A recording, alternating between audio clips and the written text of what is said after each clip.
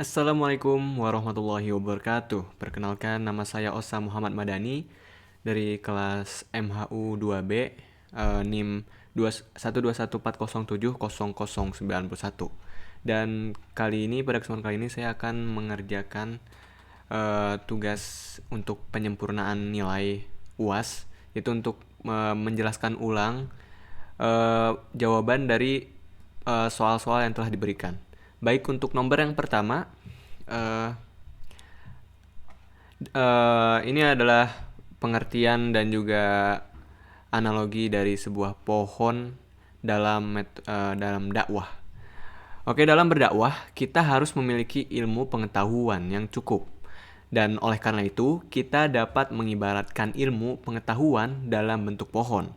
Seperti yang kita tahu, pohon itu terdiri dari 3 bagian penting, yang diantaranya yaitu akar, batang, dan juga ranting. Adapun bagian esensial atau yang terpentingnya terdapat di bagian akar.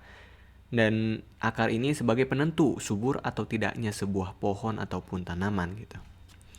Dan akar di sini juga dapat diibaratkan sebagai dasar-dasar dari sebuah ilmu, sebagai dasar ilmu sosial, alamiah, filsafat, dan juga lain-lain. Adapun bagian batang yaitu untuk memperkuat kekuatan yang dialirkan oleh akar yang nantinya dapat menghasilkan berbagai cabang-cabang ilmu pengetahuan yang dapat kita ibaratkan sebagai ranting-ranting pohon seperti yang tertera di gambar. Untuk nomor soal 2, penjelasannya, pesan dakwah.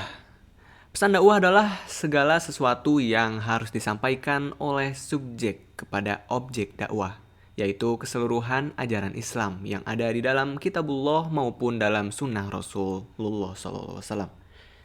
Adapun sumber pesan dakwah yaitu yang berasal dari Al-Quranul Karim, setelah itu hadis Rasulullah, lalu ada as-sunnah, terus ada ijma' ulama, dan juga yang terakhir ada qiyas.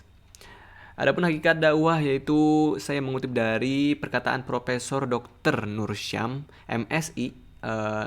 Dakwah Islam tentunya merupakan sarana untuk membangun dunia kemanusiaan dengan pernak-perniknya. Agar dunia kemanusiaan tersebut menjadi bermakna, maka pesan dakwah mestinya bertujuan untuk membangun kemanusiaan, yaitu untuk membangun kerukunan, keharmonisan, dan keselamatan umat manusia. Melalui 3 tujuan di antara ini, maka diharapkan akan terdapat tujuan akhir. Nah, yaitu masyarakat yang sejahtera dan diridhoi oleh Allah Subhanahu wa taala. Untuk nomor 3, menjelaskan tentang sendi-sendi hikmah. Jadi terdapat 3 sendi hikmah, yaitu ilmu, yang kedua ada sabar, dan yang ketiga ada tidak tergesa-gesa. Yang pertama, ilmu. Ilmu merupakan sendi terpenting dari hikmah. Ilmu juga merupakan hal yang paling utama atau yang paling penting lah untuk didahulukan. Dan ilmu yang lebih utama adalah ilmu dengan Allah sebagai Tuhan yang harus disembah, alias ilmu mengenai kalimatus syahadah. Kemudian amal soleh dan memohon ampun untuk diri sendiri dan juga orang lain, sesuai dengan firman Allah Subhanahu wa taala dalam Quran surat Muhammad ayat 19 yang artinya, maka ketahuilah bahwa tidak ada Tuhan yang patut disembah selain Allah Subhanahu wa taala, dan memohonlah ampunan atas dosamu dan atas dosa orang-orang mukmin laki-laki maupun perempuan, dan Allah mengetahui tempat usaha dan tempat tinggalmu. Yang kedua ada sabar atau hilm. Al-hilm artinya akal atau dewasa. Nah, orang yang berilmu itu disebut halim. Nah, yang artinya berhati-hati dan tenang ketika marah ataupun tidak menanggapi meskipun ia mampu melawan gitu. Meskipun ia mampu melakukannya. Sendi hilmi itu sendiri sangat penting dalam dakwah bil hikmah, karena dengan kesabaran yang tinggi seseorang mampu menghadapi objek dakwah dengan berbagai karakter dan jenjang pendidikannya. Yang ketiga, ada tidak tergesa-gesa atau al-anah. Nah, al-anah ini merupakan melangkah pasti dengan tidak tergesa-gesa atau atau bisa dibilang berhati-hati. Nah, sifat al-anah ini perlu dimiliki oleh setiap dai dalam menyampaikan dakwah dengan tetap berhati-hati dalam berkata maupun bertindak. Sikap hati-hati dan tidak tergesa-gesa inilah yang merupakan implikasi dari kedalaman ilmu seorang pendakwah ataupun seorang dai yang dapat melihat situasi ataupun kondisi objek dakwah yang mereka dakwahi. Oke, soal nomor 4 penjelasannya yaitu mengutip dari sebuah buku yang ditulis oleh Dr. Rohison Anwar MAG yang berjudul Akhlak Tasawuf. Di sana ia mengungkapkan bahwasanya akhlak dan etika itu memiliki persamaan pada gambaran tentang perbuatan, tingkah laku, dan juga perangai yang baik. Nah, keduanya juga sebagai prinsip atau aturan hidup manusia untuk mengukur martabat dan juga harkat kemanusiaannya. Namun yang membedakan keduanya itu yaitu dalam tolak ukurnya. Nah, kalau misalkan akhlak itu tolak ukurnya itu merupakan Al-Quran dan juga As-Sunnah. Nah, melainkan kalau etika itu tolak ukurnya diukur dari pikiran dan juga akal.